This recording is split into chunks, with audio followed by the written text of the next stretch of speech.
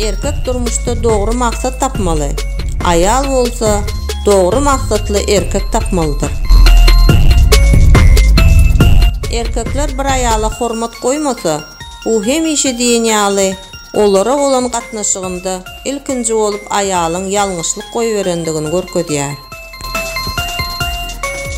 Gatnaşyklaryňda halat etmek isleseňiz, ayaldan onun geçmişi hakda, erkekden olsa geleceği hakda soramaň.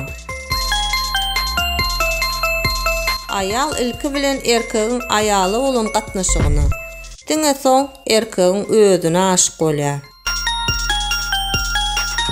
Erkek söwüşmeli, sebäbi ayal tehelçe dawa jenjel sebäpli özünün ýüze urýanlar däl-de güýçli, batyr we tutan ýerler saýlaýar.